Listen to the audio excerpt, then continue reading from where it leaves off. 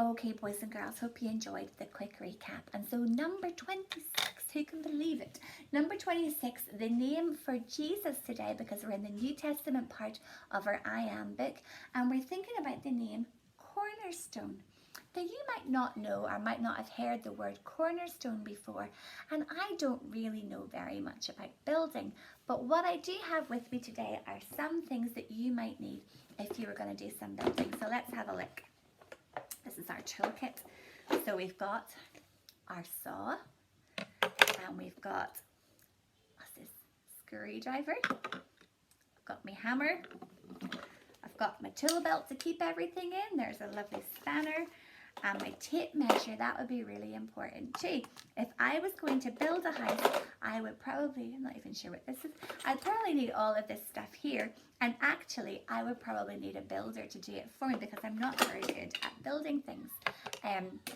So when I was chatting to Jeff, who is a wee bit of a builder, he was telling me what a cornerstone is.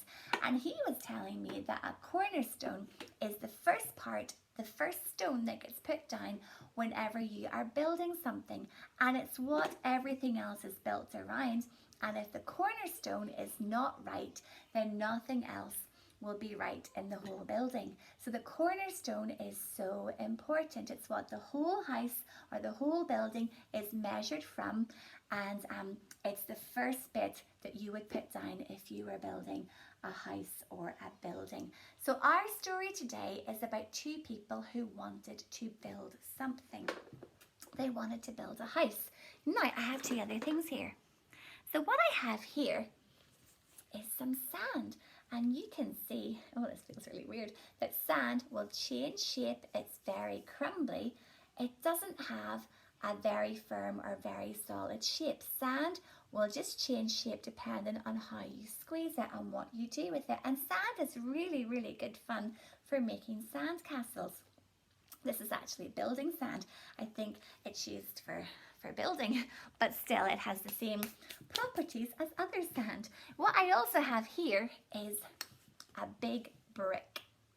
And the brick is solid and the brick is really strong, and no matter how hard I squeeze, can I change the shape of the brick? No, I can't. There's some fluff hanging from it. See, if a spider crawls out of this, I am not going to be impressed. So here's my brick, and here is the sand. Now, when you are building, the first part of the house that you have to think about is your foundation. And if you were going to build and you wanted your house to be nice and strong, would you build your house on top of the brick, or would you build your house on top of the sand? What do you think you might do? Well, in our story today, there were two men who had a choice about where to build their houses. And one of them chose the sand, and one of them chose a rock to build his house on. And we're going to find out what happened to these two men whenever a big storm came along. Because the difference between the sand and the rock is that the sand, you can move it around. It's not firm, it's not steady, it's crumbly, and it's not solid. Whereas the rock is totally solid.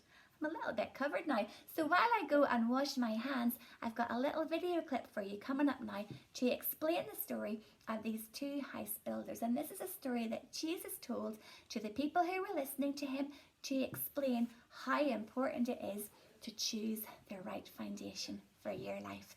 So I will see you afterwards when I've got some cleaner hands and we've learned a little bit more about our builders.